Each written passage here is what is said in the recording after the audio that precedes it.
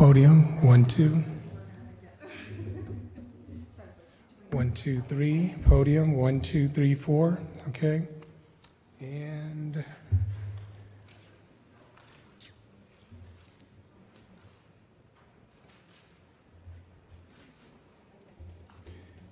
Charlie, I'm going to test the sound one more time on the laptop.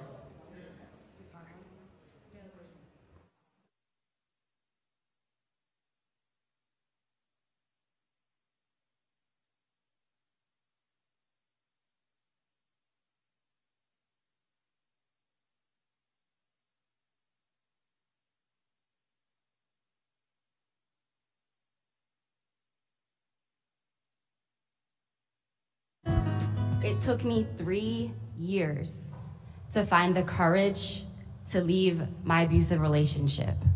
Over 500 students.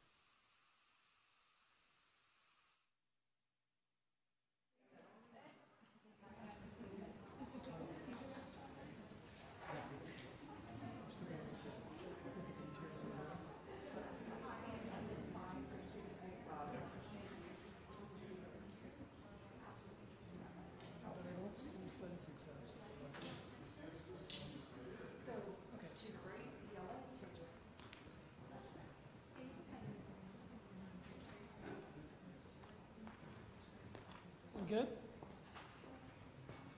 Oh, he said just wait when you're ready. Are you starting?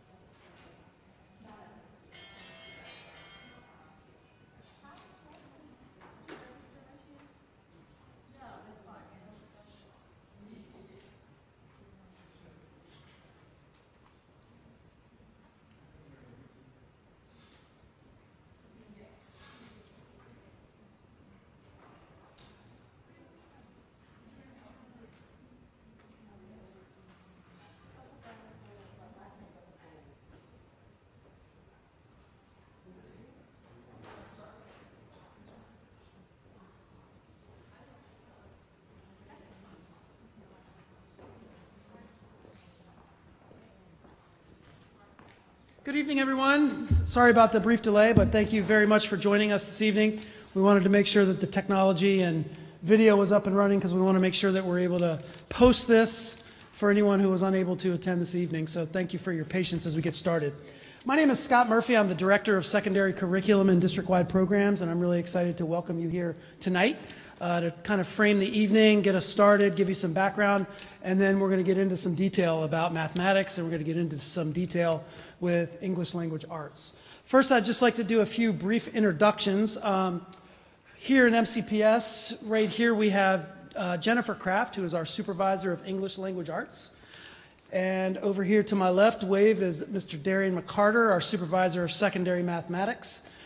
We have our staff who greeted you as you came in, so thank you to all of you for your support all week, and to our communications office, who's going to help us make sure that this information is widely available, and thanks to you all for helping us publicize the event. Let's see who's here in the audience. How many of you are current elementary school parents? Okay. Current middle school parents? A couple of you. Any high school parents? Okay. Both levels there, so good. So we're going to hopefully address all of your questions and the interest that you have that brought you out tonight. A little bit about how things are going to flow tonight. I also, before I do that, I do want to thank again our partners at LearnZillion who are here. Wave LearnZillion. You're going to be hearing directly from them about the mathematics curriculum. And Study Sync McGraw-Hill, back here, you're going to be hearing from him directly about the English Language Arts curriculum. So again, thank you to our partners for joining us throughout this week. So here's how tonight's going to flow. I'm going to get things started for a few minutes and just give you some framing, some background, some orientation. Then we're going to transition into mathematics. We're going to spend about 45 minutes going deep into the mathematics curriculum, hearing from LearnZillion, and answering your questions about mathematics. We're going to take a little break as we transition. At that time, you're going to have a chance to actually get your hands on some of the materials. Back here on this side is going to be math.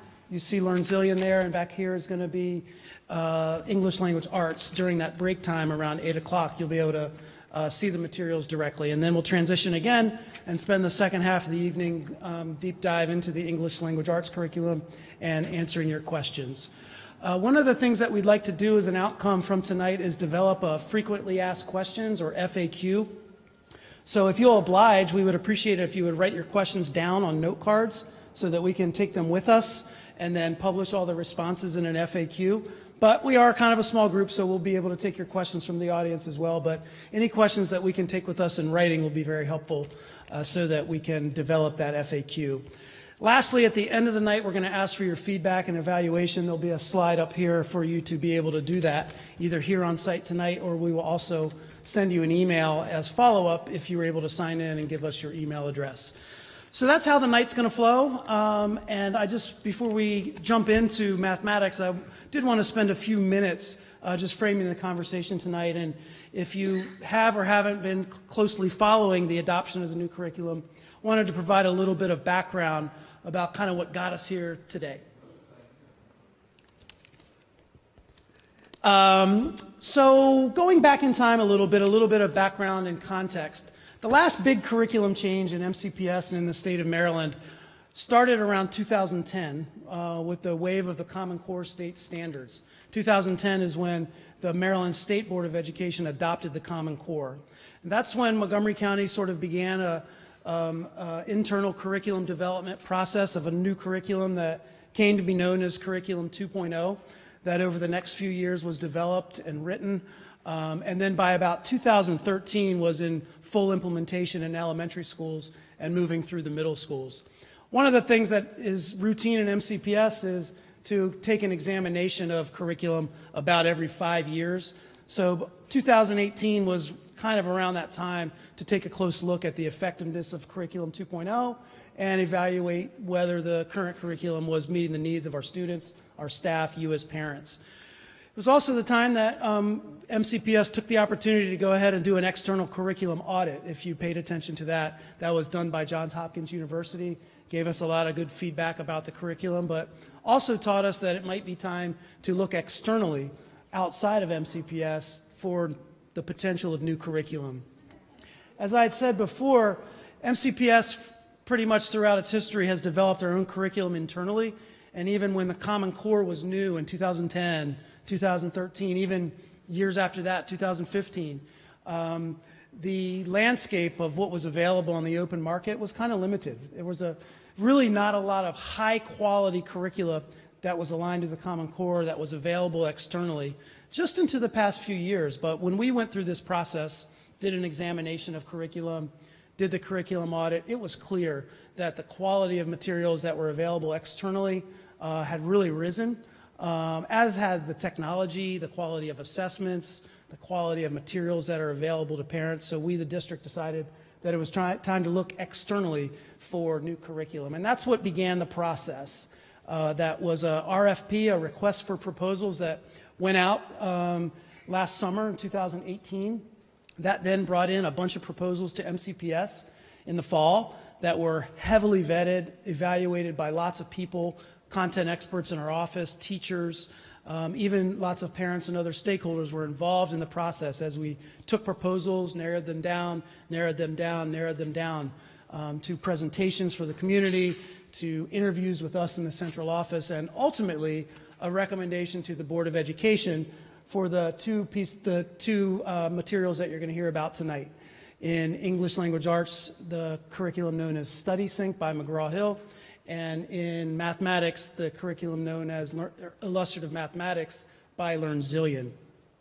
One of the things that I wanted to mention about this process is that we are adopting instructional materials. I keep saying new curriculum, and it's a bit of a misnomer because in a lot of ways it's the same curriculum because it's the same standards. The curriculum standards that these new materials are aligned to are actually the same ones that our teachers have been teaching with the Common Core. Unlike back in 2010 when the Common Core came, it was an entirely new set of curricular standards that teachers had to begin teaching and learning about. What teachers will be teaching now are still the Common Core state standards, the standards they've been teaching to for the past several years, but the materials that we're adopting are different. And when we released the RFP, we were very clear in what we were looking for, that we wanted materials that not only were aligned to the same standards, but were highly engaging for students, that resulted in learning, most importantly, and also had some external validation, had been used before, had some evaluations and some ratings that we could look to externally. We also had some other things that we were looking for in materials. One was cultural relevance and responsiveness.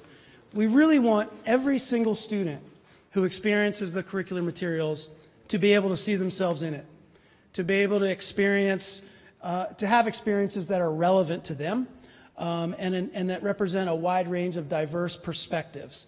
That includes diverse authors, that includes diverse texts, but most importantly, materials that engage students, that are relevant to today's world, and again, that students see themselves. Tonight, I think you'll see some examples of that, and it was really important to us as a district that the materials reflected that as we considered them. The other piece that was really important to MCPS was materials for parents, for you. We'd learned a lot in Curriculum 2.0 about what worked and what didn't as it relates to providing parents with materials to help your children at home, to stay on top of the learning, to stay on top of what's happening in class every day. And so we are very, very confident and optimistic that you're going to have a much better experience as a parent with these new materials. And you'll see a little bit of that tonight, not only online, we're going to demonstrate a good bit online tonight, but also through hardbound print. You are going to be seeing books come home in mathematics and in English language arts. Heard a lot of feedback from parents over the years about the absence of books. It is a new world with the digital technology, but we also know that there's still a time and a place and an appropriateness and an effectiveness for digital print. And so you'll be able to see tonight the actual workbooks that your children will be bringing home with the new curriculum. The other thing that you'll be hearing about tonight is this balance of print materials that you can put your hands on, as well as digital content. And that is the world that we live in, and we're trying to be working with our partners to be very strategic about that balance. You're going to see a lot of online content tonight, but I just want to say that that's mainly because we're presenting on a screen. And our partners will show you how there's a good balance of print and digital. You'll see a lot online tonight, but everything that you see online is also replicated in the books. And again, ultimate goal that there are materials that are much more usable for you to support your children at home. A couple of things about the curriculum themselves. One of the things that I wanted to mention in the evaluation process, one of the things that was critical to the process was external ratings, validation from other places that these curricular materials were proven to be effective.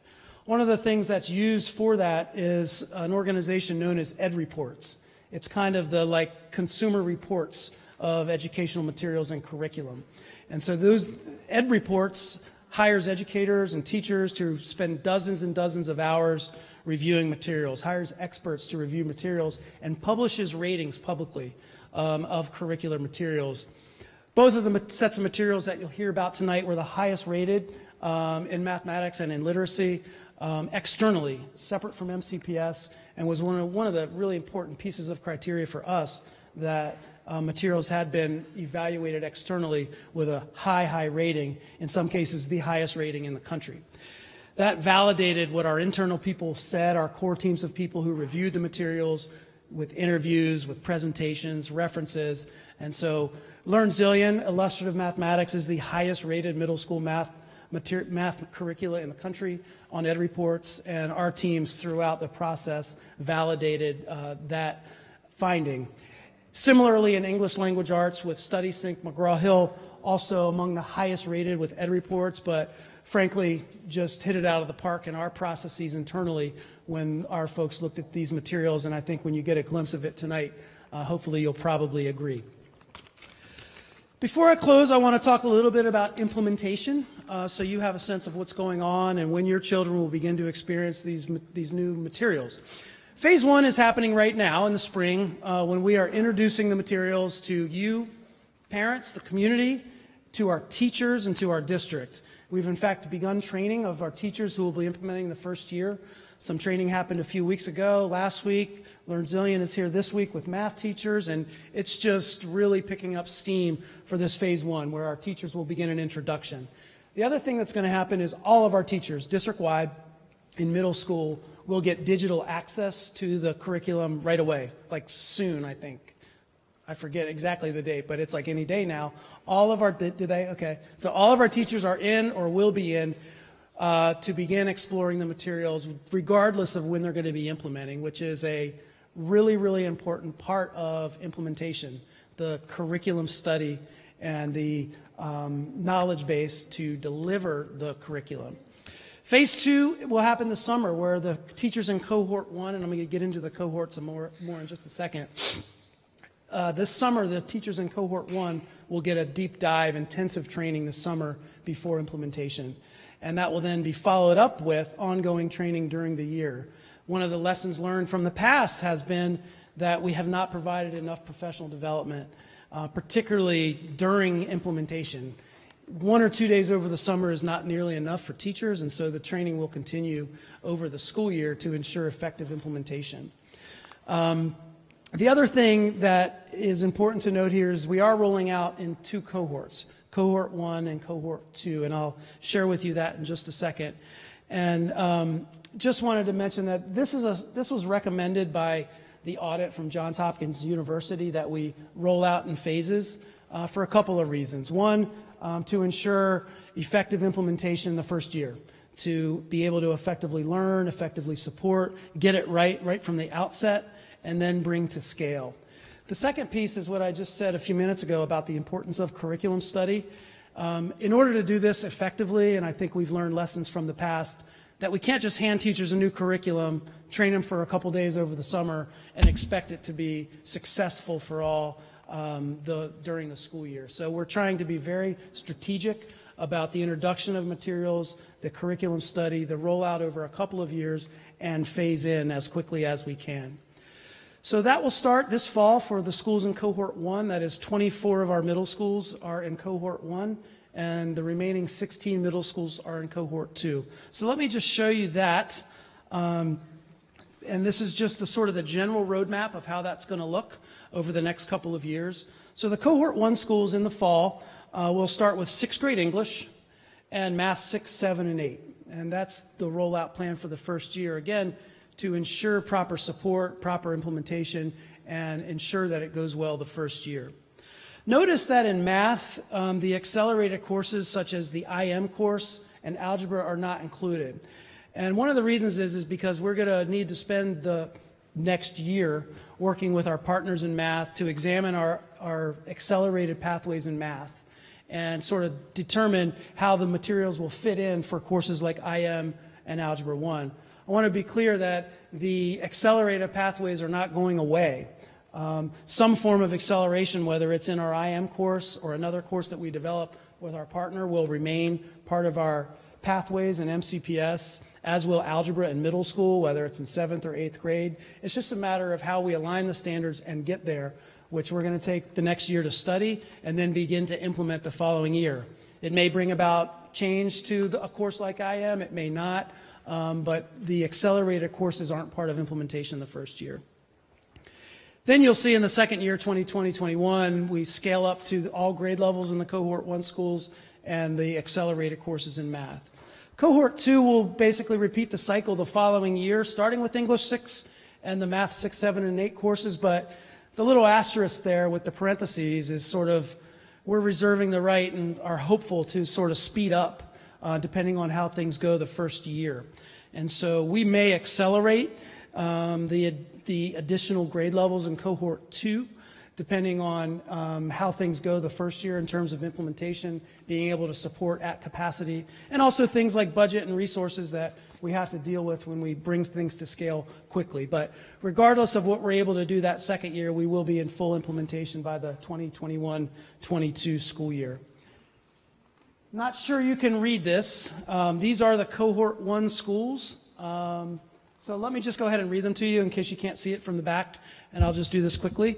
And we will make sure you have these slides and this information. This slide right here with the schools is posted on our website. So let me just read real quick so you have it. These are the Cohort 1 schools: Argyle, Banneker, Briggs Cheney, Cabin John, Ebrook Lee, Wood, Eastern, Gaithersburg, Haley Wells, Poole, Baker, Kingsview, Montgomery Village, Neelsville, North Bethesda, Parkland, Redland, Ridgeview, Rosa Parks, Shady Grove, Silver Creek, Silver Spring International, Pyle, White Oak, and Farquhar. Those are the 24 schools in Cohort 1, and the other remaining middle schools will come on board the following year. And as I said earlier, sort of the plan with the grade levels is tentative and could be accelerated depending on how things go the first year. Again, all of this information is on our website. You can go to the MCPS website, just type curriculum in the search box, and you'll be able to find this and lots of other information about the plans as we move forward. So that's the framing I wanted to give you tonight, just sort of how we got here, some of the background, some of the plans for implementation, and I want to emphasize really this importance of professional development for our teachers and the lessons learned from the past. One of the things that we know, although we are adopting high quality curriculum, highest quality rated in the country, it's not just handing teachers a notebook and a new set of materials and off they go. It still requires a highly talented teacher, highly skilled teacher, a teacher who's studied the curriculum with proper training and support to bring it alive for students. And so that's going to remain a real big priority for MCPS during implementation. So I'm going to stop. I'm going to step aside. I'm going to welcome LearnZillion to walk us through the mathematics curriculum. Then we're going to take a little break. You can see the materials themselves, and then the second half for English language arts. So thank you for being here again, and welcome to LearnZillion.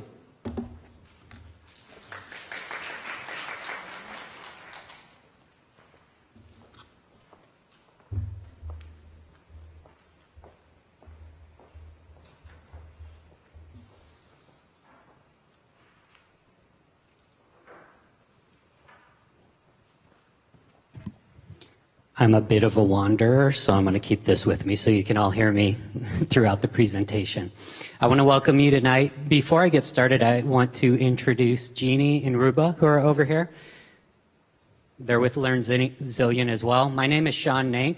I am an ambassador and a facilitator for LearnZillion. A couple of things that I want to let you know as I welcome you to this evening is I teach at multiple levels. I teach in a public setting out in San Diego, California. I also teach at the university level. My most important role for you, though, is I, not literally, but metaphorically, have sat where you are and have been in your shoes because I have a daughter in middle school right now. And I've been where you are at these exact meetings where people were telling me what they were going to do curriculum-wise with my child for the next 3 to 7 years. So I really do welcome if you have those cards. One of my favorite parts of the evening is when I get to answer the questions that you specifically have. So please use those, and we're going to be around to answer those questions and also to show you the workbooks that your students are going to be having. So we're going to talk today about why LearnZillion illustrative mathematics, productive struggle in illustrative mathematics.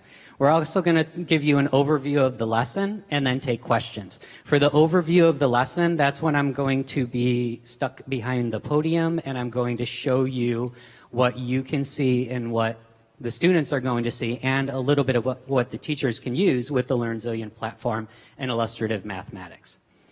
Generally speaking, and I know he went over this, but I'll reiterate, EdReports does different profiles for different curricula. For us, for LearnZillion Illustrative Mathematics, we scored a 14 out of 14 for focus and coherence. We scored an 18 out of 18 for rigor and mathematical practice. And for usability, well, nobody can be perfect, so we lost 1 point there, but that's okay. The design principles around illustrative mathematics are that it's a problem-based curriculum.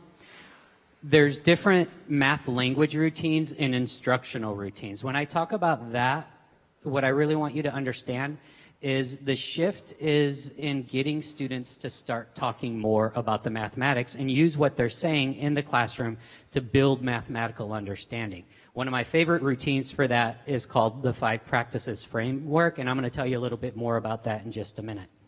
We also use universal design for learning, where we can adapt the curriculum and teachers in the classroom can, using data from the LearnZillion platform, decide how to modify the curriculum for the needs and for what they best feel is best for the class as a whole and also for each individual student as well. We have embedded support and we have extensions for students who are ready. For the extensions, when you see the phrase, "Are you ready for more?" that's for students who are ready for more, who need to be pushed a little bit more in the classroom. When you see the embedded supports, that's for, well, in my opinion, it's for every student. It helps every student out, but it's specifically targeted also for English learners and for students with disabilities. There's overarching support for teachers and students. What I like the most about that support also is within the lesson on particular slides with activities, they'll go down to the nitty-gritty level and they'll give something called sentence structures and sentence frames where you can use those and they're made for those particular lessons in order to help students with disabilities, students who are English learners. For the 5 practices, this is I'd like to say it's my favorite, but there's a lot of different pedagogical strategies that I love that are embedded into this curriculum. With the 5 practices, we're anticipating, monitoring, selecting, sequencing, and connecting. If I'm going to be totally honest with you, I first heard about 5 practices a little while ago. There's a great book out about it. I went into my classroom. I thought, I want to do this every single day. And then I looked at my traditional curriculum, and I thought, okay, what problems am I going to do this with? All right, I picked some problems. Now I have to anticipate, monitor, select, sequence, and connect all of these myself as an individual teacher.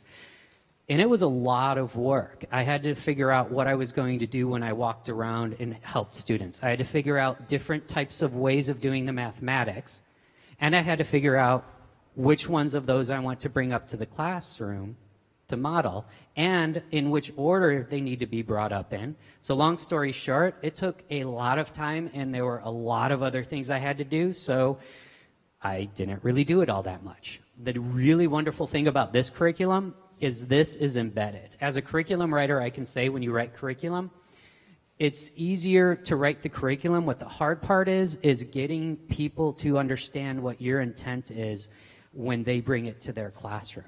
So what we've done is we've integrated these different strategies. So you know during a warm-up, you're doing an I notice and I wonder, a strategy for teaching the students.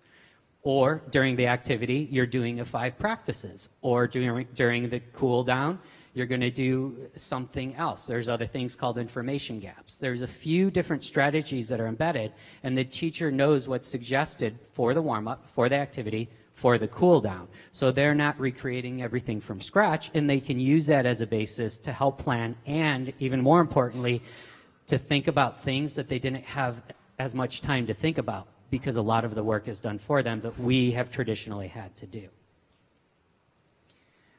These are all approaches that enable greater equity of access. I've been teaching for 23 years. I'm here right now because I'm on spring break, but I was just in the classroom last week, and I was just using some of the sentence structures I was telling you about and the prompts and everything related to the students with disabilities, universal design for learning, English language learners, and the extensions for students who are ready for more. It's really nice to have those embedded. Speaking personally, using this in my own classrooms, it takes a lot of the guesswork out, and if I'm stuck or if I hear something that I wasn't quite anticipating, they've anticipated a lot of those for me. Within teaching notes that I'll show you in a minute, they label student misconceptions. So before I'm even in there with the students talking about the math, I already know what to look for, where they may go wrong, what they might say, and what I can say or ask in response to that within each lesson. So productive struggle and illustrative mathematics. You have, on one end of the spectrum, no struggle at all.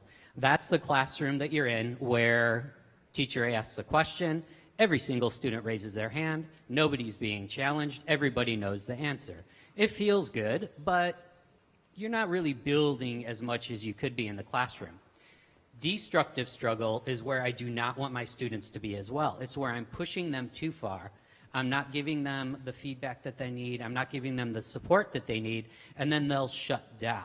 When I tell people that I'm a math teacher, they tell me usually their experience with mathematics, and I've come to find out that a lot of people have experienced destructive struggle in K through 12 mathematics. Productive struggle is where I want them to be. This, coupled with something called a growth mindset, enables students to learn and grow. There's a little bit of uncomfortability when you're learning something, but it's not so uncomfortable that they're going to shut down. This sounds a little ambiguous. Do you want me to share a personal story about productive struggle so you can understand? Okay, so I'm going to talk about my daughter for a second. She started doing things early on in life, and the thing that stuck with her was dance.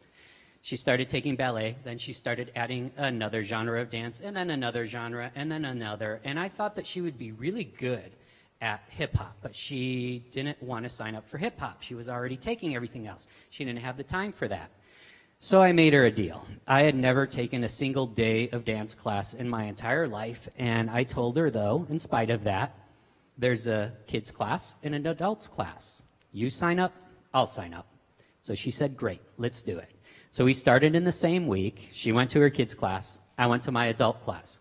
When I went into the adult class, the adult hip-hop class for the first time, I had no idea that I'm also my daughter's Girl Scout leader, and I had no idea that my co-leader was there. And I thought she had taken the class before, but it was her first time taking the class. Within the first minute and a half of the class, I could not bear to look at myself in the mirror because I looked utterly ridiculous. I could not get through the warm-up. Has anybody taken a dance class before? Yeah, then you know something that I didn't know, which was when you warm up for a dance class, you actually start warming up by dancing. And I was not good at it at all. I stayed there for the hour, and so did she. At the very end, we both ran up to each other, equally passionate about our experience. And I said, that was one of the most difficult things I've ever done. And she says, I know.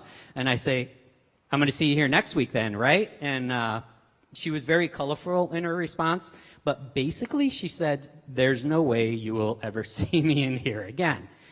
She was that destructive struggle fixed mindset. I tried it.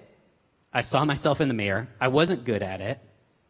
I even did it for a whole hour, so that's not me. I was not born to be a dancer. I'm no good at it. I quit, and she's never been back since. I had the opposite feelings about it. I thought to myself, I tried it. I could only look at myself in the mirror for 5 seconds, and I ignored the mirror for the rest of the hour because I looked so bad. But in a month, if I keep at it, I'll probably be able to get through the warm-up. And maybe in a couple of months, I'll be able to do some of the moves. And in a few months, when we're on stage in front of a bunch of people, I'll have it down enough that at least people won't be laughing at me when I'm on stage. But I gave myself that time in the productive struggle with the growth mindset to realize that if I keep with it under the right conditions, with the right curriculum, then I'm going to be able to do it better than I did it before, and I'll continue to improve. That's what we want in the mathematics classroom. We want people to feel like they can succeed, and we want to give them that sweet spot of the productive struggle with the growth mindset. It's not a matter of you were born to be good at math, you're great at math, you're smart, and you, well, yeah, you weren't born to be good at math. You don't have a mathematical mind. Well, you're smart at other things, but a lot of people aren't good at math. A lot of people aren't smart at math. That's the message we don't want to send. Everybody can succeed in mathematics if they're in that productive struggle growth type of mindset. That's embedded into a lot of the curriculum. Now, teacher talk, what we want is that to go down. And for teacher effort, I'm going to modify that in just a second. But as the teacher talk goes down, the student talk starts to go up. And as the teacher effort goes down, the student effort goes up. I'm going to explain that a little bit. When I say teacher effort and student effort, I like to tell people that since I got my credential a couple decades ago, I like to tell people that I'm classically trained in mathematics. In other words, I learned really well how to show people how to do the math, how to get them to do it the way I did it, and then how to do it on call in worksheets and on tests, exactly the way I did it. But that's not what we want to do anymore. My effort used to be at me figuring out the math, me learning the math, me doing the math. So the student effort mathematically was pretty low. We want to shift that. As far as the teacher effort goes, though, I don't really view it as a downward arrow. I view it as a horizontal effort, because the effort is not going to decrease. What's going to happen is it's going to shift into another genre, where my effort now isn't for me to do the math, it's to support you in doing the math. It's to monitor your conversations. We synthesize every lesson, and what I'm doing is listening for what you're saying so I can build on your understanding. Spoiler alert, we're going to get to where we were going anyway, but we're going to get there in a different way. Joe Bowler is big in the math community in terms of growth mindset, and she says math is too much answer time and not enough learning time. What we want to do is shift that answer time and give students more time to learn the subject, to engage with the subject. We want to take that performance time and we want to shift that to learning time. One of the things that I do love about this curriculum as well is that, have you ever seen a pendulum swing back and forth? There's a sweet spot in the middle that we want to be in terms of the curriculum as well. It's not 100% about conceptual aspects. It's not 100% about procedures. There's a happy medium with them. We'll start with the conceptual, but there does come a time where I want to know in my classroom, can you solve this problem? That's embedded into the curriculum. Each unit is in blocks. We're going to synthesize every lesson in the unit, and there's going to be maybe 2, 3, 4 lessons down the line where there's a pause point, and we're going to make things concrete. So if you're thinking this is a curriculum where we're going to discover every single day, and we're only going to understand the concept, and then you're going to put a basic equation in front, and they're not going to know what to do with it. That's not what it's like. It'll build up to that, and they'll be able to perform mathematically. Do you want to take a look at an overview of a couple of things within the lesson? Okay, so here's where I shift over, and can you hear me in this mic? Okay. One of the things that I want to make sure to show you is right in here, there's something called, in units as a glance, there's something called family material. As a parent, this would be the thing that I would be going to with my kid most often. With the family materials, you're going to have a record of different things that are going to be covered. You're going to be able to see things that they're doing in the classroom. You're going to see different solutions. You're going to understand parallelograms. And my pitch to you is not that you need to look at this and you need to teach your kid at home about parallelograms. It's more this. I love my daughter to death. We communicate very well, but many times when she comes home, I say, how was school? Good. What'd you learn? Nothing. Really? You learned like all day long? You learned nothing? Well, I don't know. What'd you learn in math? Stuff. For you, it'll be more a matter of what'd you do in school? If you get the same response as I do, nothing. What'd you learn? Nothing. Well, how about those parallelograms that you're doing? And then it gives you an entry point. Well, at first they'll think that you have a camera in class and you're spying on them, which isn't a bad thing, but it allows you to engage them more concretely, because I find if I ask generalizing questions, I'm gonna, of no fault of her own, get a generalized answer. But if I say something like, hey, I see that you started solving equations today in class. How did that go? Then that gives them a cue and a reminder, and it engages them with you more. So that's one of the things in this platform as a parent that I'm really excited about. Generally speaking, for the lessons, when you land on the page, there's going to be 6th, 7th, and 8th grade materials. Within those, and I'm just going to click the first one each time, within the grades, you're going to be able to see pacings for units. You're going to see course overviews, and I'm just going to go into a lesson here. So I'm in grade 6, unit 1, and we'll just open up lesson 2.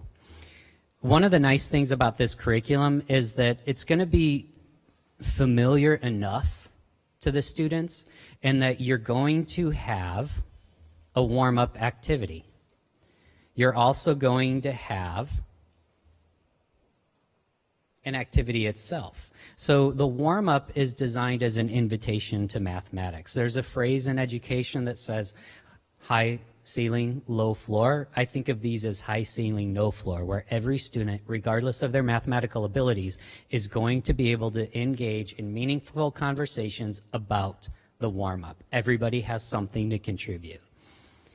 For the activities themselves and everything else on the platform, there's teaching notes over here that the students aren't going to be able to see, but the teacher is going to have those. When it says think, pair, share here, I know as a teacher that that's the strategy that I'm going to use to instruct students for this particular activity. It's going to give me an activity narrative, and it's also going to give me aspects about digital applets. Are you ready for more? Interventions, possible misconceptions. It'll give me a lot of information that's a basis not only for me in the classroom, but for me to collaborate with other teachers and talk about the lesson as we're planning. There are other things in certain lessons called applets, and these are things, I'm on one right now. They're all different. For this one, I can take and I can move shapes around, see if they fit. Others have slide bars. Others of them have areas where you can type things in and see where they pop up on XY axis. So not all applets are the same, but they're designed to digitally interact with and explore the mathematics. You're generally going to have 1 or 2 activities, and as I told you, there's going to be at the end a synthesis. So there's going to be a point in time in the lesson where I'm going to pause, and I'm going to what I refer to as flip the script. So Stephen Leinwan talks about how in more traditional classrooms, it was a I, we, you mentality. In other words, as a teacher, I do it. Don't say anything, just listen to me and watch me. I do it.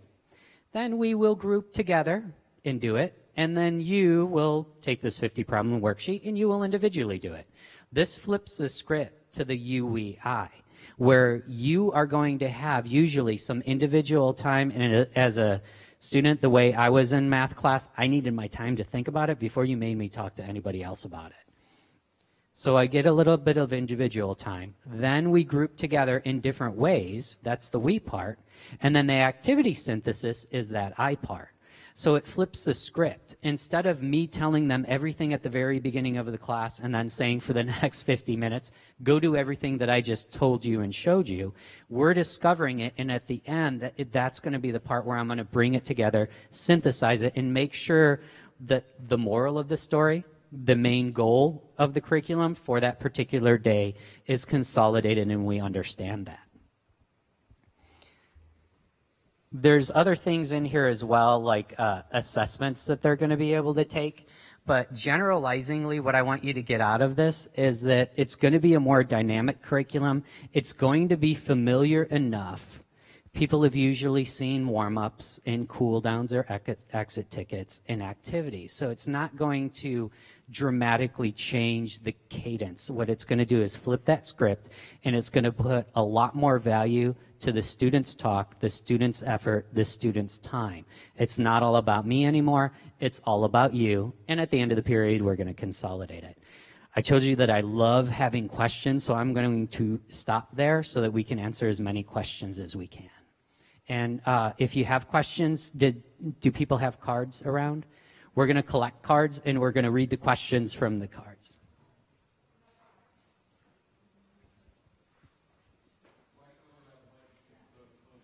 What's that? Oh, we're going to read the questions. But thank you. Thanks for that. I'm going to actually.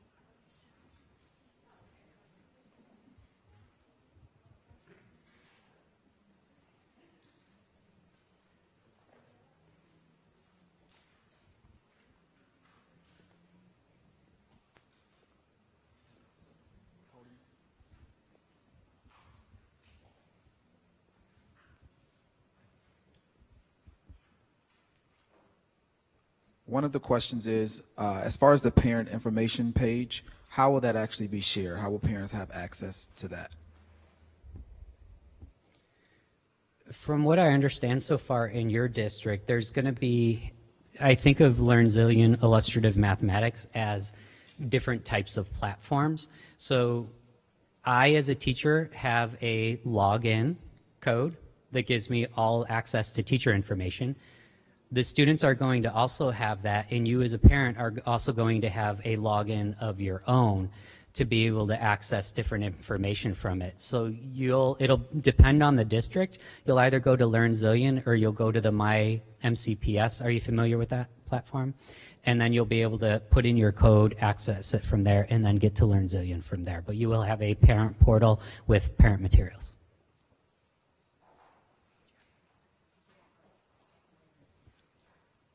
Will students need to be on the Chromebooks to do the applets during classroom instruction? That's a great question. A decade ago, I would have worried about that question, but now there's a lot of compatibility. So we've tested on multiple platforms. They can access it on a Chromebook, but they can access it on other devices as well. One of the things I did because I was really excited about the applets was took my cell phone out and started playing. So it works on many different devices. The next question is about the platform, the parent portal as well. And the question is, are you going to teach parents how to use the platform? That is definitely some feedback that we'll take to our professional development team about what type of learning, what kind of professional learning do we need to have for you all in the parent community.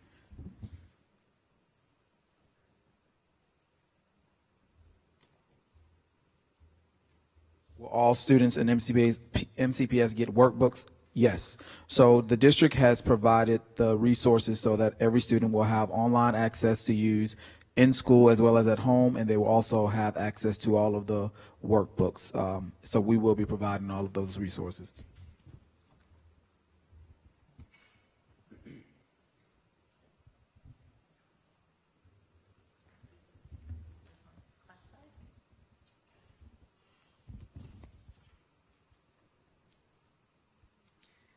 So there's a question about what daily enrichment acceleration opportunities will there be?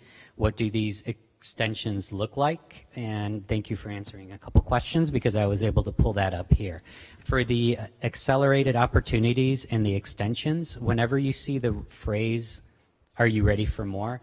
that's where they are. So there'll be extension problems for a lot of within every unit and for a lot of the particular daily lessons. And I'm just going to randomly pull one up here, and are you ready for more? And just leave this slide up so you can take a look at one of many of them. And this is to give you context. This is the very beginning of the school year, grade 6. My son has an IEP. How is this new materials going to help them? With an IEP, one of the ways that this is going to help them is as a teacher who is teaching all classes that is an integrated environment with students with disabilities, students with IEPs, students with 504s, students who are English learners, and students who we call in my area 303 and 909, which is coded for some students who have IEPs and can get high school diploma, and other people who will graduate but only with a certificate. All that to say, I've just used these with all types of students in my classroom last week. The most valuable thing for me is that usually I have generalized feedback and generalized aspects of what to do. The IEP gives me some more examples of what particular students need, but within this curriculum, when I go to a warm-up, a cool-down, or an activity, there's going to be things in the teacher note for me specifically saying what I can do given their IEP, what I can do within that lesson, and giving me suggestions on how I can frame it for students with disabilities, students with IEPs, and for English learners as well. So instead of just dealing in the abstract, I have suggestions within the curriculum that I can use. So the next question is around, again, the parent materials and what will parents be able to see? Will they be able to see the student materials or the teacher materials? Parents will actually be able to have access to everything that the student has access to. So the actual teaching note, PowerPoints and the slide decks, you will be able to see that. You won't be able to see all of the notes that are for the teacher, but you will be able to see everything that the student sees in class. The next question is around our acceleration, specifically our compacted courses. So as we mentioned earlier, this first year in our cohort 1 schools, we'll be rolling out Math 6, Math 7, and Math 8. That gives us a year to do a curriculum study as it relates to our accelerated, enriched, and our magnet programs. So we will be partnering MCPS with our vendors to really dive deep into our current practices, our current pathways, and identify if those are the best for our students or do we need to make some levels of shifts. So in this first year, we won't introduce our traditional IM or our 4-5 or a 5-6 curriculum. They will use our current C2.0 curriculum. So if you have a student that is currently in the 5th grade taking 5-6, when they go to middle school next year, they will continue on that trajectory in our IM course, which is our compacted 7-8, and then their Algebra 1 course in the 7th grade. This one says with the current size of classes, approximately 33 kids in class, will this work effectively? To be totally honest with you, I would love to have 33 students in my class. I work with the curriculum and my class sizes are, I hate to admit it, but they're 40 to 50 students in each class. So my answer is even with that amount of students in my class, I think it's more effective because when I used to teach the classical way, a lot of students, once you reach the mid-30s, would start to get lost for me. But now I can group them together and they'll have those conversations. And instead of monitoring 40 to 50 separate conversations, I'm monitoring if it's a class size of 33 and I have groups of 4, then please don't correct my math and I'll be embarrassed, but I'll have about 8 groups to monitor. So I'm more able to listen to the dialogue much more than if they were separated doing the math. The next question is if you can speak more to the whole idea of exploration, specifically if a student is in a classroom and the teacher is not introducing the concept and teaching the concept, how are students able to grasp and learn it if the teacher doesn't introduce it first? That's a wonderful question. So there is an introduction to the concept, but the introduction will not be me telling you the answer to everything, giving you the formula, giving you the procedure. The general DNA of the Learn Zillion Illustrative Mathematics is we're going to provide an invitation to the mathematics. Then we're going to have deep conversations about some of it's procedural, some of it's conceptual, and then I'm going to synthesize that. So every single lesson starts with a warm-up, and every single warm-up is designed specifically for the activity that we're doing with the goal for the day. So we are, for lack of a better phrase, priming the pump. We're getting them to think about the math that they're going to need. It's just a matter of instead of telling them everything at the beginning, I'm waiting until the synthesis. When I'm going around the room as well, and when I'm pulling people up to the board, and when they're doing things like gallery walks, we're having those conversations. So it's, spoiler alert, I know where you're going to wind up, and I'm going to do the things that I need to do to help you individually and in groups and as a class as a whole to get you there. One of the things that I love is there's certain things designed about vocabulary. It used to be that I would go into the room, put the vocabulary up, have them copy it. It's my vocabulary. You need to memorize it. Now what happens is I'm able to listen to conversations and I'm able to literally record their words so that I'm using their words and their understanding and bridging from that to the formal definition. The formal definition is going to be right. We're going to get there, but I'm using your understanding to get there. Is there a specific operating system, Mac versus Windows, for access at home? Actually, students will be able to access this curriculum and the materials on any electronic device, even cell phones. So there shouldn't be any concern with that. The next question, I think this is the last question that I currently have. If there's any more, please pass them forward. Is regarding the transition from elementary to middle school. As you guys know, we do have a separate curriculum for our elementary. Our elementary curriculum is provided through Eureka Math. We are actually planning our elementary curriculum nights for the month of May. So be looking out for that information. As I mentioned, for the acceleration and enrich programs, we're actually beginning to have conversations with our elementary and our secondary curriculum writers to make sure that we are aligned. So there is no gap in instruction. When we wrote the RFP, we made sure that the same criteria and characteristics that we found in LearnZillion, that Eureka Math had it for our elementary students as well, to make sure that that transition is seamlessly from 5th grade to 6th grade.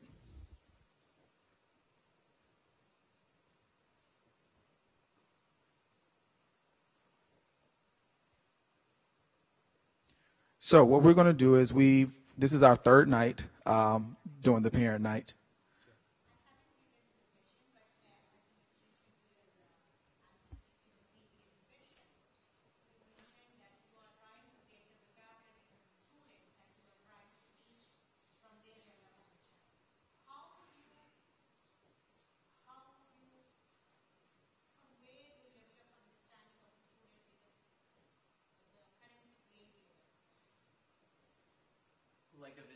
Like pre and post this curriculum? Yeah, so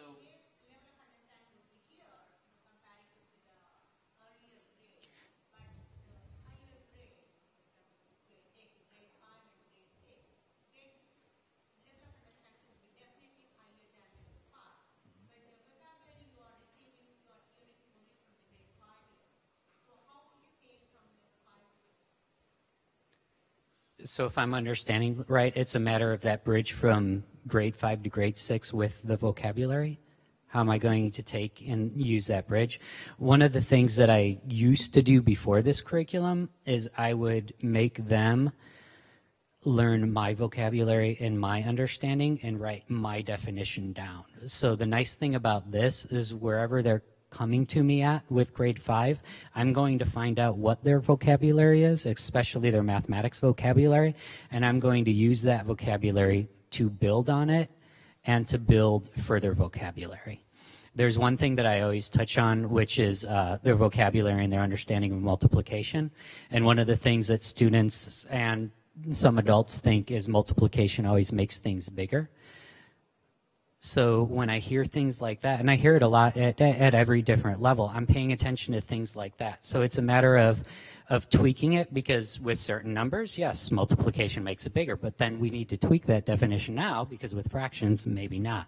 But the nice thing about this curriculum is I'm using their vocabulary, and what I've found personally in my classroom is when I use their vocabulary to build on something, I don't have the problem anymore of 4 months later, we're revisiting something and they have no idea what it is, because I've bridged from their understanding and we built something with their understanding, with their vocabulary to the new vocabulary, and even concepts as well. So I see that there's a lot better recollection. So there's a lot less time of me saying, we need to take a couple more days and revisit this concept, which is really nice. Also, to add to that, each of the units has both pre-unit assessments and end-of-unit assessments. So even outside of just vocabulary, the pre-unit assessments doesn't cover the learning of the unit. It actually identifies all of the necessary prerequisite skills from 5th grade, 4th grade, 3rd grade that are necessary for that student to successfully access that unit. So that teacher will have data before they start the unit of what are the misconceptions that they're coming into, what are the vocabulary gaps, what are the procedural or conceptual gaps from previous grades that they really will need to even begin to access this before the unit starts. So they have that data to know, okay, we need to do a little intervention before the unit actually starts. This is our time. If you still have questions, please write them down on the card. We're going to take all of the questions between the 3 nights and create a document to email you. So if you did not RSP for tonight, please make sure that we have your email. We're going to send it personally to you, and it will also be on our website as well. So we would like to thank again LearnZillion for joining us tonight, and thank for our partnership that we are very excited for. At this time, we're going to go ahead and break for 15 minutes. Again, there are materials up here for both our Learn Zillion Math as well as our English materials here. We'll have 15 minutes, and then we'll come back with Study Sync.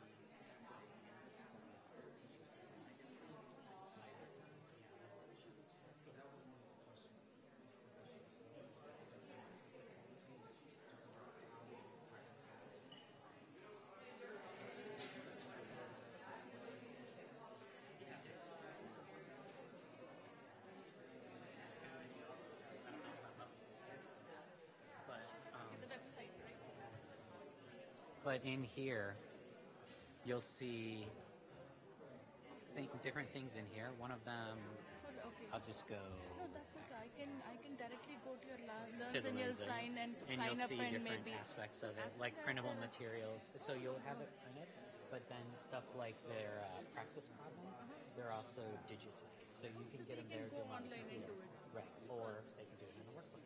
we can find those books. I think Oh, eventually, like when with the start of the semester. right, with this startup there. Because my son will be in the school, 6th grade, younger one, and the older one will go to high school. Oh, got it. So your sixth grader will be in the Yes, yeah. So, and he is not in advanced. He is not in advanced. In third grade when they took the exam. In third grade they did it.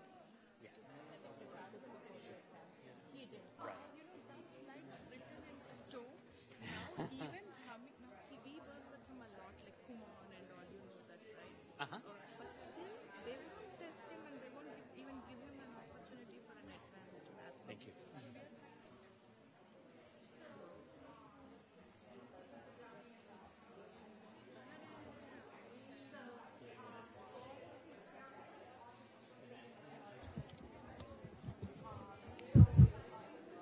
Because quite honestly, when I see them, because I've taught at just about every level, and right now I'm at university and I'm at a high school. By the time they get to the second grade, it's really hard.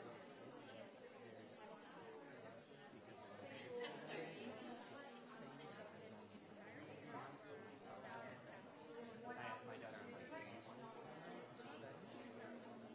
It's like a prestige issue here nowadays. My older son accelerated. Now he's doing geometry. So next year, 9th grade, he so this one isn't right. So he'll just go to 6th grade. He should be fine. I mean, I wasn't accelerated. I was in Algebra 1 in 9th grade, and I have a PhD in math education. So probably you learn slow and perfectly. Maybe that's not wrong, right? Which if they accelerated, they didn't do it like barely. But you didn't miss anything in college or You're gonna, so like with my kid, I figure if she gets to Algebra 2 and pre-tech, that's great because then Oh, by high she goes school? to, yeah, then I'm okay because then she's going to go to college and you're going to be able to get everything done. So that should be fine. Yeah.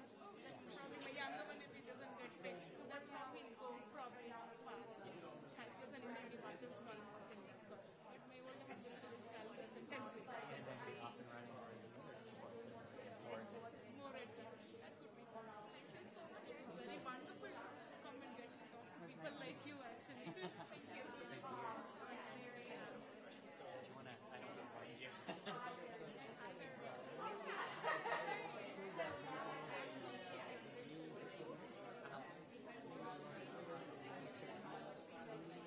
Yeah, so some of them are doing the English and the math, and then for those ones, they're doing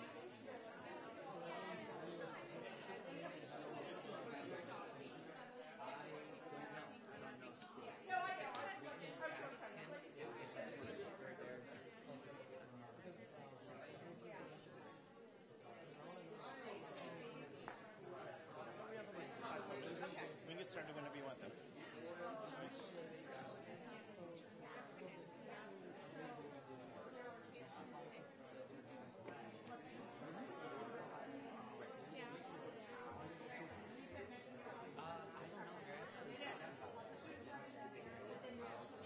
the conversation about how they're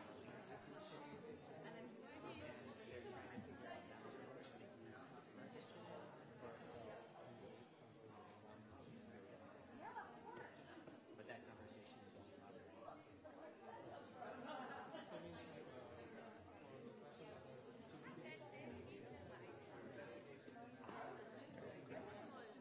Yes. Only for the English language arts and mathematics or for every subject, social studies? Right now, we're just talking about English language arts and math.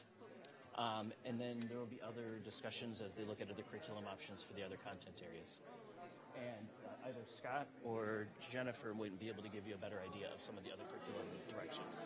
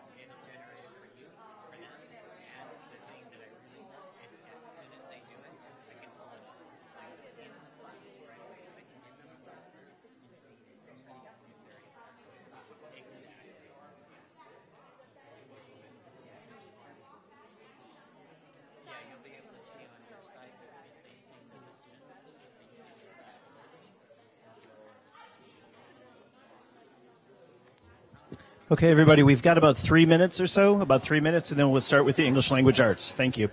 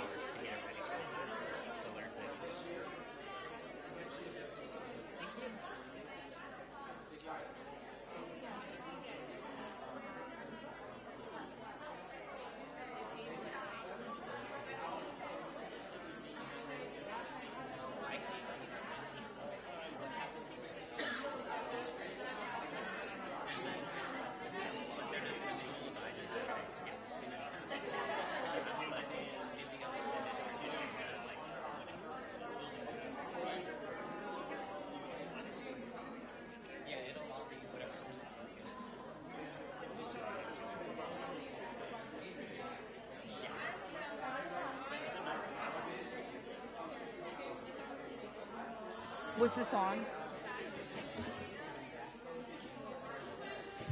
All right, we're going to get started. If you can move back to your seats.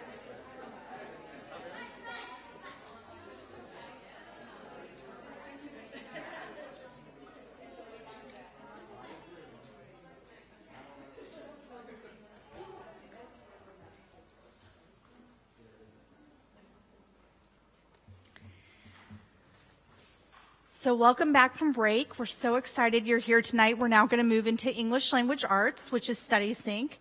As Mr. Murphy already told you, it is very highly rated on EdReports, and it was the highest rated among the stakeholders when we evaluated it in the county. It also had outstanding references, so we went and talked to school systems that had been using it, and they talked about how wonderful it was. So we're really excited to be hearing more about it tonight. I'm going to start with a quote to talk a little bit about why we selected StudySync. Books are sometimes windows offering views of worlds that may be real or imagined, familiar or strange. These windows are also sliding glass doors, and readers have only to walk through in imagination to become part of whatever world has been created or recreated by the author. When lighting conditions are just right, however, a window can also be a mirror. Literature transforms human experience and reflects it back to us. And in that reflection, we can see our own lives and experiences as part of a larger human experience. Reading then becomes a means of self-affirmation, and readers often seek their mirrors in books. And that's by Dr. Bishop. And I think it really speaks to the culturally responsive text that we were looking for in a curriculum. And StudySync has come through really strongly in providing lots of windows, mirrors, and sliding glass doors for the students that are in our county. So I'm going to introduce Glenn Diedrich, who is from McGraw-Hill StudySync, who is going to walk you through the program. At the end of this time, we'll have time for questions again. So if you need more index cards, let us know, because we certainly do want to answer your questions. So thank you. Hello and welcome. My name is Glenn Diedrich, one of the curriculum specialists from McGraw-Hill Education. A little bit about my background. I was a middle school teacher in Milwaukee Public Schools in Milwaukee, Wisconsin. Happy to be here because it was 70 degrees here today and there's about 6 inches of snow on my front lawn as we're speaking right now. So this has been very nice to be here all week and avoid maybe and hopefully the last snow of the year. I taught for 10 years, and for the last 21 years or so, I've been wandering about the country, sharing content and developing the content that you see here. There are a few things in kind of introduction of StudySync that I think are really important to understand. The first one is Robert Romano, the CEO and founder of it, was a parent who had a student come home, his children come home actually, with a big, large anthology, a big, giant book of literature. And the students were just horrified by the idea that they're going to have to read from page 1 to 1,110 or something. And he wanted to really bring it alive because he was a movie producer. And so he, at the time, was also what we were looking at with Common Core. And so he built a program completely based upon the Common Core standards, which are the standards that are used here in Maryland. And then he took that idea of making sure that we would make literature and reading exciting for students and built that into what we're looking at today. So that's where StudySync was started. What I'm going to do is I'm going to take you through the teacher experience so that you understand the philosophy behind the program, and then we'll see what your students will see and what you'll see at home. A couple of other things that are really important is this is a living curriculum. So by what I mean by that is that there's a core curriculum that I'm going to share with you out of the gate here, but there's also a library where we add new selections almost weekly, almost daily. Teachers, parents, students make those selections and those ideas. So you're going to see that as we look through the living curriculum. The other thing that's really important to remember is that we're here to empower our students. A lot of the questions we had over here was about acceleration or meeting the needs of a specific student, and we do that. We meet them where they're at, we grow with them, and we empower you and your students for a lot of their own learning, and I'll show you that when we talk a little bit about the library. And finally, just to kind of get it out of the way, the program's available to you in 3 different ways, actually 4 different ways. The first is there's a full-on print. So if you're teaching by candlelight or the internet is down or any of that type of stuff, you do have a print book. You'll note that you'll have 6 of them over the course of the year, and these are consumable. So your child will be able to take this with them when they're finished and enjoy that literature going into the future. You'll also be able to see all their highlighting, writing, note-taking, and other aspects of that. The second way, it's completely available on phone or tablet and offline. So if the student does work offline on the bus, on their way rushing into school in the morning, and they finish it, when they get to school and sync those 2 things up, the online version and the offline version will mesh up with each other. So you do have that available offline as well.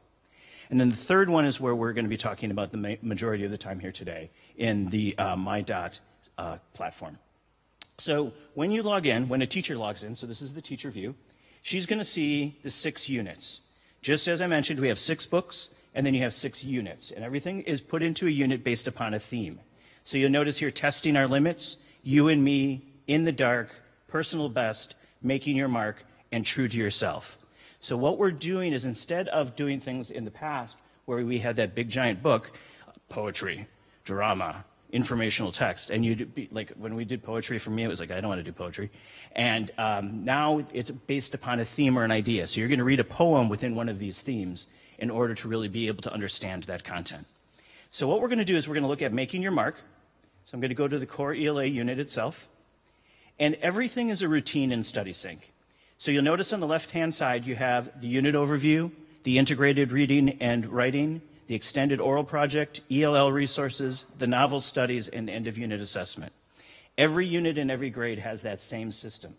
And this actually rolls through high school as well. So as a student is using this program, they're going to really be very comfortable with analyzing and utilizing those pieces. Now, as I mentioned earlier, Robert was a movie producer. So one of the things that drives me crazy about when you go to movies now is you can be about a half hour late because there's about a half hour worth of trailers. And this is one of the things that he's really passionate about. So what he's done is he's actually gone through and created a trailer for your students about the literature they're about to read. So I'm going to play this one on making your mark.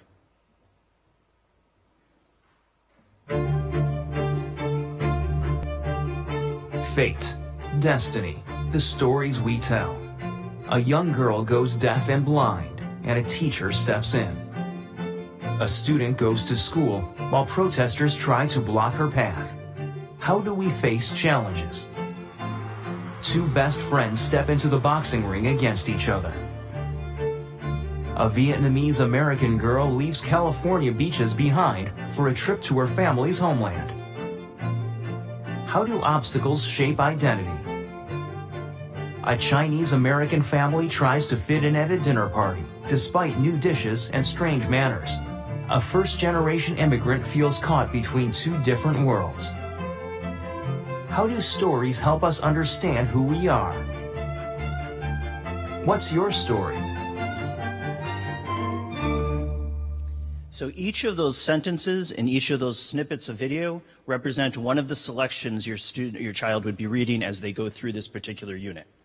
And as you go through this particular unit, you'll notice here in the second paragraph, how does one make a mark on the world? Act like a model child, be the best that you can in class. Isn't it being a loyal friend or kind and thoughtful person enough to make your mark? What if you make your mark by behaving badly? Does that count? So we're getting students to really think and move into that discussion around those themes and those selections. So once we've introduced the unit to the students, we move into the selections themselves. So this is the integrated reading and writing section, and again, this is the teacher view in the core ELA piece. And as you scroll through, you'll see all the various selections that a student would read in this particular unit. We're going to go down to the Amigo Brothers and move into that unit itself. Now, one of our authors is a gentleman by the name of Dr. Doug Fisher, and Dr. Fisher believes in the close read process. And so the close read process has 3 steps. The first step is the first read. The second step is building on the skills that you need to be able to do a second read and do a deeper analysis and a writing prompt based upon the literature and things that are there. So it's a very, very important series of routines that your students are going to be going through. So let's preview the first read. So when I get here, you're going to notice again a routine, the introduction, the reading itself, and a think section. As you look at the introduction, there'll be another quick video for the students to go through and target into this particular selection.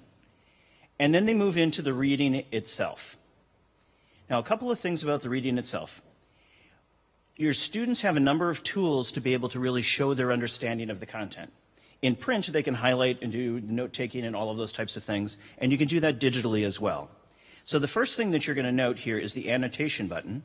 And if I go in and highlight any portion of this, it's going to give me the opportunity to highlight it in a number of different colors. This is really important because one of the things that's happening as we go forward and getting our students to think critically and cite textual evidence and prove their ideas is being able to identify what they know and they don't know. So they can highlight the things that they think are textual evidence in yellow, highlight the things they don't understand in blue, highlight vocabulary words that are difficult for them in red. And you're going to have an opportunity to go through, and the teacher will have an opportunity to really make that a process that they can go through. The students can also go through and add a note. Typing in front of people is not my favorite thing. And when they added that note, it's now been highlighted and underlined, which means that there's a note there. You as a parent or your teachers can go through and see the notes that the student had taken. And this is very important because when they do their writing prompt in the close read, they're now going to have all of their notes and things that are available to them. One other thing that will help them as they cite textual evidence is the numbers. When I was a teacher, trying to explain to students, we're going to go to paragraph 4, could take me up to like 20 minutes sometimes. 1, 2, where's the paragraph, where's this? And stanzas and all that kind of stuff would throw them off. Now they're all numbered on the left-hand side there so that they can cite that evidence and really go through and not have that be a hurdle to their understanding. One of the options that the teachers will have is the full-on audio. I'm going to play a chunk of the audio for you, and I want you to listen carefully to what you're going to see as we play that chunk of audio. That's what Antonio you hear. Cruz and Felix Varga were both 17 years old. They were so together in friendship that they felt themselves to be brothers. They had known each other since childhood, growing up on the Lower East Side of Manhattan in the same tenement building on 5th Street between Avenue A and Avenue B. So one of the things you may have noticed right out of the bat is it wasn't a computer generated. It was culturally sensitive people that are giving that selection. If the selection is actually where we could use the author or we could use a primary source, such as Winston Churchill, you'll actually hear that voice as well. So the students are getting the authentic reading. In middle school especially, my students would read, hello, this is exactly what I've read here, and it would be very, very boring and monotone and it wouldn't go anywhere. And here they're actually getting that authentic hearing. The teacher can turn this on and off So as they're making the assignment, if they choose that they want the students just to read it, they can turn it off, and then the students would not have the opportunity to hear it. But this is a really great tool for your students as they go forward. Now, one of the other things in the read is we were talking a lot about differentiation and making sure we empower our students for their own learning. So you'll notice up here in the left-hand corner this proficiency button. This will not exist in the student book.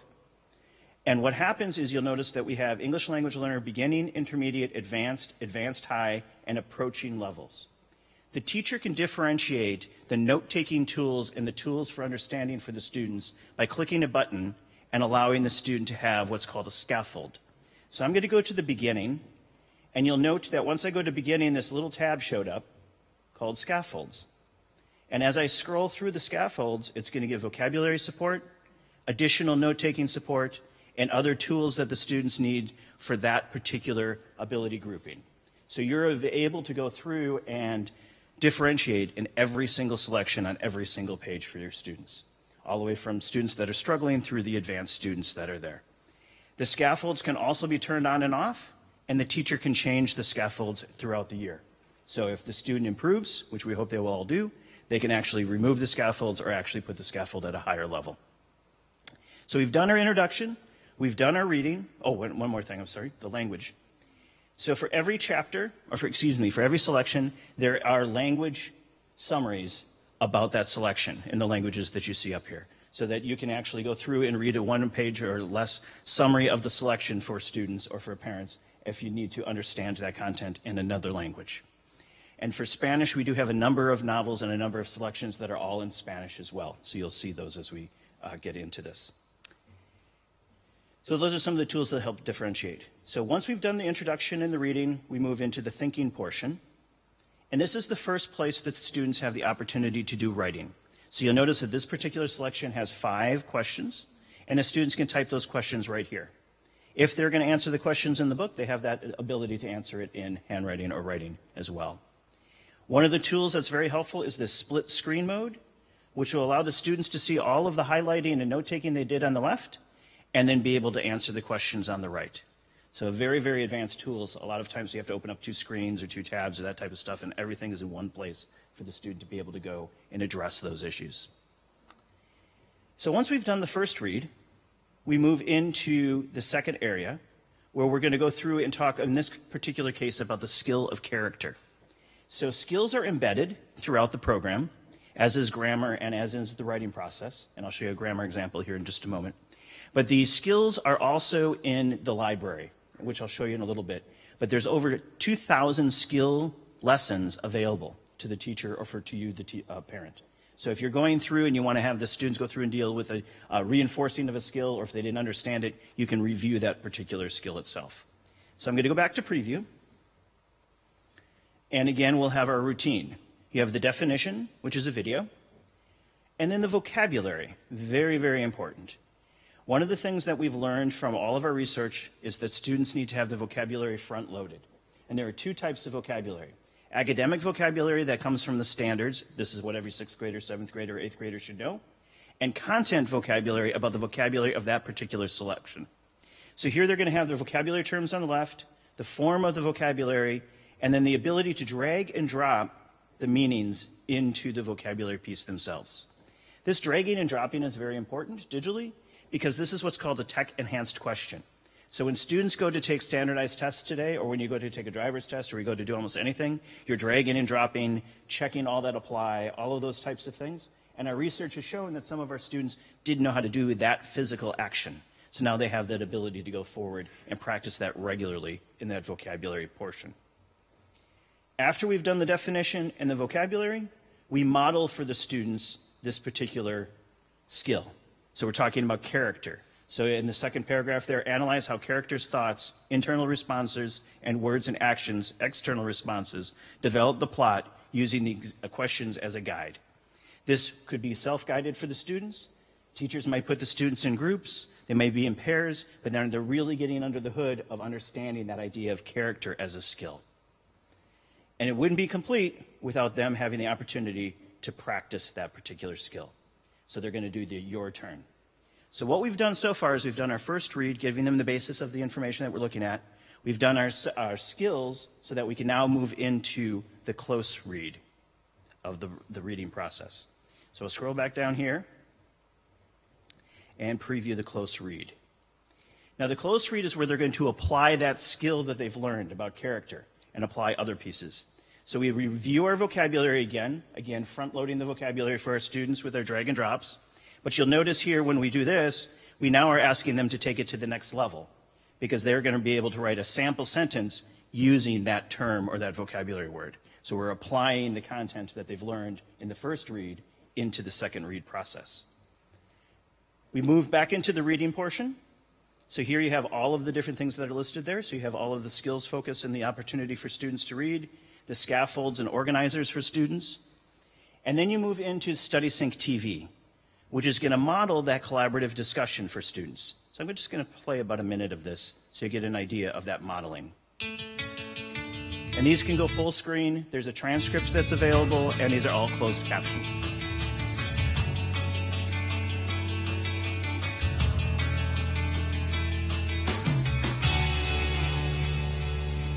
I don't get it. If they're such good friends, why do they want to fight each other? They don't want to, they have to. They could say no.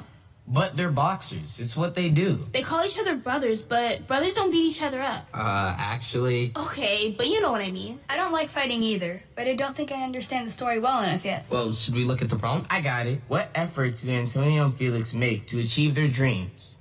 What do their efforts reveal about them? In what ways are Antonio and Felix similar and different from each other? Now, having been a teacher, when the first time I saw this, I'm like, my students didn't talk like that, especially when they were first learning how to do collaborative discussion. But now that I've worked with students for years in utilizing StudySync, they actually start talking like that, which is the actual way that you want your students to be able to interact with one another in a very meaningful way, and citing the sources and using various sources to be able to answer those questions. So they've gone through then and watched the StudySync-TV, and again, this is in the student part of it as well, so they can watch this as many times as they want. We now have them go to their writing prompt. You'll notice the writing prompt for this particular one is literary analysis. All of the different types of writing that are available on the list of writing for the standards are available to practice with the selections. So teachers are going to have the opportunity to really try very different types of writing. So we're not just doing one type of writing, but we have various types of writing available. In that response, they can go through and type their answers here, and then that would be submitted to the teacher. One of the very unique things about StudySync is our anonymous peer review. So for the longest time, students would write to me. My students had to write a one-page paper every week. And they would figure out, okay, if we talk about the Green Bay Packers, Cambodia, sailboats, and food, Mr. Dietrich will probably give me a good grade because they were only writing for me. And for years and years and years, they were writing for me, and that would be the information that I'd get in almost every single paper. The anonymous peer review allows them to write for one another. So they were writing for an authentic audience, which is a huge, huge deal, because now they're actually writing that's actually being published to someone else. And the teacher can turn that on and off and select the number of students that they would do that peer review with, as well as the teacher has full control over what people have written. So we're also teaching them to be kind to one another and positive feedback and constructive feedback in a meaningful way. So once we've done the close read, we are now actually completed that particular selection. And that's the writing process. And every single selection that you go to will walk you through that exact same first read, skills, and close read process. So they have the opportunity to really see this routine and really think through that content in a meaningful way. Now, below the integrated reading and writing, you have the extended oral project and grammar. The extended oral project is a writing or verbal project that the students do that's a longer paper based upon a theme or an idea. And each of these, when you open up to a series of lessons, just similar to the lesson we saw there in character. In this particular case, it's about the planning of the oral process or the writing process. One of the areas that's really important is the grammar piece. There, as I mentioned, there are over 2,000 skills that are built in there, and grammar is completely integrated into the program. But you're going to notice here that we have pronouns and conjunctions and all sorts of fun things for the students to be able to do as they're going through this particular part of the extended writing or oral project. And note here that we do have the model of the vocabulary, the modeling, and your turn. So everything is in that routine, so they get very comfortable with this over time.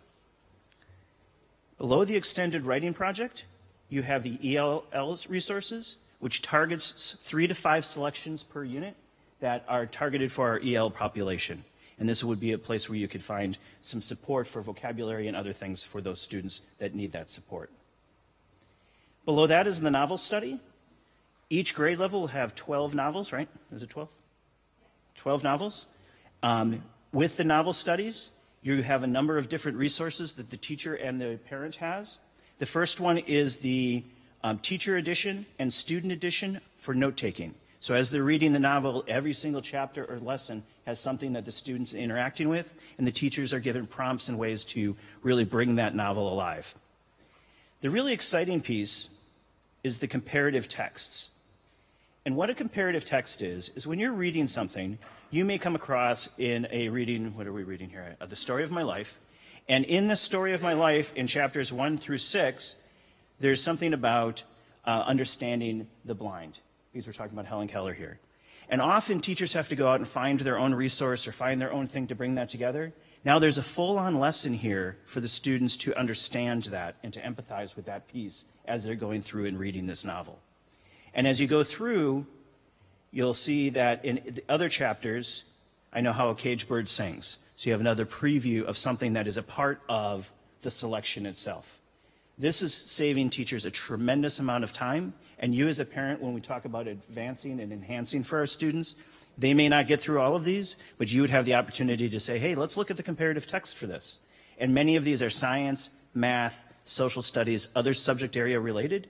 So it allows the students to actually see things in a very interdisciplinary way, which is really the objective of what we're doing in middle school and beyond. So after that, oops, went too far.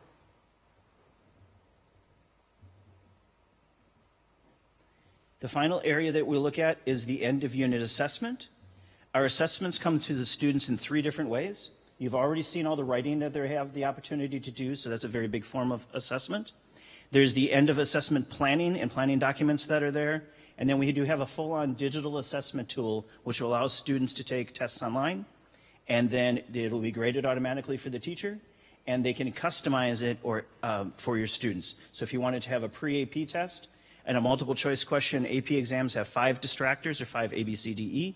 You can add a distractor. If you have students that are struggling, you can remove distractors. You can put it into Spanish. So there's a number of different ways that if you were my class, I could give almost every one of us an exact different test to my ability group and to what I'm learning and dealing with. And then there's pre and post tests for each of the units as well. So as you're going through, you can do that piece. So that's the core ELA. So this is the part of the program that stays static or stays the same. The part of the program that changes is the library. And the library, you'll have full access to, and I'll show you the student view in just a moment. But we add new content every day of the school year. So you'll notice yesterday it was about librarians. Today it's about the Lost Island. A peaceful day on the water changes suddenly and unexpectedly. A girl is left alone. What happened? What's happening next? So this is a piece of fiction, so you'll see that there's different genres available, but there's nonfiction, there's news events, there are other topics that are being brought across. And there's a full-on lesson for the students as they go into that library piece. So there's the most popular, recently added, and then staff picks. So these are the ones that the students are interacting with. Another piece that we add, and you'll notice that there's 1,500 or 1,557. So when we started at the beginning of the year, there's about 1,200 pieces that were there. So there's adding, this is the living curriculum portion. And you as a parent and your student, to empower you, have the library accessible to you in your digital path. One other thing that you're going to hear a lot about is blasts. So blasts are short units that are connected to current events or current social issues that are going on. So here we have today's blast, raise your voice. What issues mean the most to you? And so if I want to view the blast, I can go here, and this is the teacher overview. There will be a background and then optional research links. The optional research links can be turned on and off for safety for the students, so that's a teacher choice. And when the student actually does the blast, they have the ability to respond in basically a tweet. So what issues mean the most to you? So they're going to read this background, they can annotate, they can do the numbers. They're going to answer that in 140 characters or 280 characters, depending upon what the teacher selects. And then there's a poll that they can look internally in the class or globally of how people answered that particular question. The blasts are extremely popular with students, and they really do have some really great connections to the various units and areas that you're looking at. So I have 2 minutes left, so let me show you what it looks like from a student view. So this is what you as a student or you as a parent will see with your students. So today, our student day has this first read has been assigned. So the teacher will assign a body of content to the students, and then the student will go into that body of content and respond. All of their work is saved in their binder. So when they complete something, it moves into the binder, and you'll have all the grades and all the work to see that. So when you're doing things either in print or digitally, you'll have the opportunity to see your students' work at any point in time in the work that they've done. And then the really powerful piece, which we've already kind of looked at, is the library itself, which has all of these additional titles. So if your child really is interested in epic poetry, you can just go to this filter here, and you can filter by all sorts of different topics that are available to you. So every one of these things are tagged. So there's African American literature, Chicano literature, coming of age, dystopia, environment, Native American culture, science and technology. You can see all the different ones here. Grade levels, so you can move into other grade levels. You have access to all of the levels. So if there's a piece that you want to accelerate your student or they need additional help for it, or I was a big history geek when I was a kid, so I have 212 things that I can look at that I can go above and beyond to search and research on my own. And so this gives the students enough opportunity to really be empowered for their own learning in their own direction. And then so those are the 3 buckets that the students would have as they go through the assignments, which is what they're due that day or during that time, the binder, which is all their work that's being reviewed, and then the library, which gives you access to everything that you're looking at. Everything in the core ELA, the teacher stuff that I showed you before, is in the library, but not everything in the library is in the core ELA, because we're adding and growing constantly for that library. So I think you can see with StudySync that your students are going to really have an opportunity to be empowered and learn in many, many different ways, and the teachers are going to have so many exciting options to really bring this literature and things and Robert's kind of vision of StudySync alive for your students here. So I think it's time for questions. So I don't have any people with me because everybody, her daughter was being inducted into the National Honor Society this evening, so I'm flying solo today. But if you have a question, please write it down. Otherwise, we do have the microphone, and I think I have, if you wouldn't mind, I can answer. You want to do it this way? Yeah. Okay. So if you have a question, yell it, and then we'll move for the microphone next. Thank you. Yes. How much of daily instruction will require students to be online or on screens? That's going to be dependent very much on the way that the teacher puts things together. As I mentioned when we started, you can do everything by candlelight and never go to a screen, or you could do a number of the activities and things on the screen itself. And I don't know if you have a district in the training, we haven't really talked much about this, but that's a very varied by the teacher and by the direction that's going there. So there's an expectation that there will be some of each, depending on student learning styles, how we can best meet their needs. I think you saw a lot of the features. So for students that maybe need a read aloud or translation or things like that, there's features built in. But for every unit, they're going to have a book that they're going to be able to highlight, annotate, read, etc. So I think it's really going to be a blend, and that is the message coming, that we're not putting them on a Chromebook every day, but they will have both print and digital to access learning the best way. Yes. Oh, hold on one second. Sorry. The books that are in the library, could they be downloaded to like an e-reader for offline reading? It depends on the book because it's a rights and permissions issue. So many of the open source resources can be downloaded to the e-reader. You may have already seen that when we were in the novel study, that one of them was an EPUB, and you could do that. Again, you can work offline, so it's not necessarily downloading it, but you'll download it offline, and then you can work with it offline as well. So it's really dependent upon the rights and permissions because this is so dynamic. Some of the new books that we've put up is we've put up, what was some of the new stuff? We've just put up a lot of new stuff that doesn't have the rights and permissions. Yes? So you mentioned that there's a summary for the parents. Do the parent get access to the summary of the novel as well? Yes. Okay. So all the teacher has to do when she selects her classes is select the scaffolds, if they have scaffolds, and then the language. And if they have the language preference within that scaffold, that summary will be there for the teacher or for the parent or the student. When does a child get access to the study sync? I didn't hear the last part of the question, I'm sorry. When does a child get access to the study sync website? So access, you want to talk about the cohorts? Yeah, just so if you're a cohort 1 school, then you'll have access at back to school this fall for 6th grade. In that cohort 1 school, 7th and 8th grade the following year, again at the back to school time. And cohort 2 schools, those 16 remaining schools will get access, and we might accelerate. We might have everybody on by year 2. We're really, like Mr. Murphy talked about, we're still working that out. Is there any way that they can access the library during the summertime? So not this summer. However, moving forward, they will have year-round access to it, which we're really excited about. We're finishing up and we're making it exactly like we want it. So we're doing some customization, so it won't be ready for this summer. I saw some awesome books up there. Are books going to be provided to the teachers to use with the students in class? The novels? Yes. Yes. So, yes. Yes, novels. Let's talk about novels. Yes, so what will happen is, first of all, 9 of the 12 novels that are in the 6th grade curriculum are currently used in Montgomery County, which is really great. They're not all in the 6th grade, so we're in the process of moving some stuff around. So a lot of them exist in the school, but then they will also be able to select new novels, which the school will get to select themselves. So I'm not going to select from a district office and be like, you get these and you get these. They actually will have a checklist, and I'll say, which novels do you want, and we'll send them to them. Assuming the schools will then share that list with parents. Like once they select the novels that they want to use, they'll let parents. Absolutely. Yeah. And one other thing about the novels is that, I'm going to close this filter here, but when you close down to full texts, you'll see that there's 279 full text novels that are built into the digital already. So we're talking about a lot about the print novels, but you do have additional ways to expand full readings. And that would be wonderful for a summer reading program or that type of stuff. Next summer. Next summer, not this summer. No reading this summer. We are not going to read this summer. No. Lots of reading this summer. Your public library is your best friend.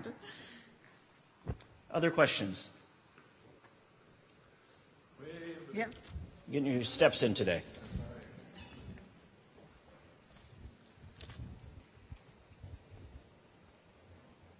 Thank you. Mom wanted to know how many tests are you going to take for unit? And on the other hand, anyhow, they're going to have the PARC test. How do you connect your testing with PARC test?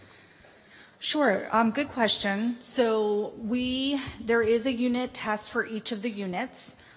We do stay within the guidelines of how much we are supposed to be testing students, so we won't be over-testing them. But the unit tests are aligned to standard, and the PARC, which will actually become the MCAP, Maryland Comprehensive Assessment, will also be aligned to standards. So as they're doing those unit assessments, you'll be able to see how they're progressing on the standards, which are the same standards that will be assessed on the Maryland Comprehensive Assessment. Other questions? Other comments? Yes. We charge for the third one. Starting with the cohort 1 schools next year, will the schools be encouraged to use data like MapR to group for English classes so that you have likability cohorts within a classroom, or will the differentiation be completely, full scale for each classroom? Yeah, so one of the things that we'll be emphasizing in the professional development we're offering this summer is how to make decisions based on what pathways. So we talked a lot about the novels, there's choices. So within a classroom, you can have multiple text being read all around the same theme. And so of course, MapR could be one data point. There will be many data points that the teacher will look at to make decisions, including hopefully some student choice of what is interesting to them and what they would like to do. So taking all of those and triangulating them to make a really informed decision to help students grow from where they are right now to where they need to be by the end of the year.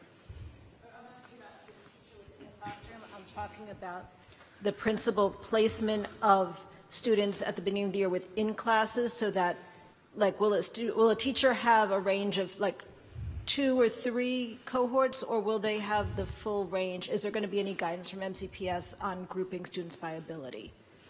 So schools make some instructional decision based on what works for their schools, the strengths of their teachers, how they deploy co-teaching models. What we offer from the district is to say you should have a variety of options to meet the needs of different students.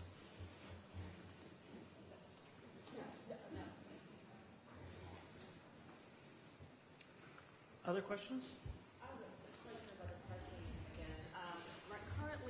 Currently, in middle school, there's the MCPS progress checks in English. Yes. Is that the unit testing going to replace those progress checks?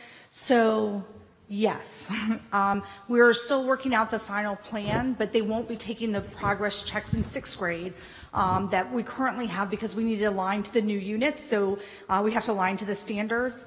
At this point, we're really looking at those unit assessments. We still want to keep multiple measures, so if you remember, in quarters 1 and 4, we do actual writing, and then in 2 and 3, we do the on-demand reading and writing. And so we want to keep the multiple measures, so we're looking at some of those extended writing projects as well as the unit assessments. Other questions? I guess we were super comprehensive. I think, right? Well, thank you very much on behalf of McGraw-Hill and Robert Romano and StudySync. We really do appreciate and look forward to working with the district and the teachers and you to really bring literature and things alive for your students. So have a great evening. And or just, the survey, sorry. Just really quickly, we do have a survey. We will send it out via email if you registered, but we do have a bit.ly link as well as a QR code to just let us know if you have any additional questions and how the parent night went. Thank you so much for taking your time and being here with us tonight. We really enjoyed having you here. I can't forget my notebook. And your clicker is here. I don't know where he put the other piece of the clicker, though. I'm going to take this piece out, but I don't see the...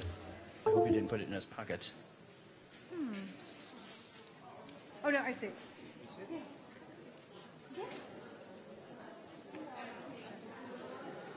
Yes.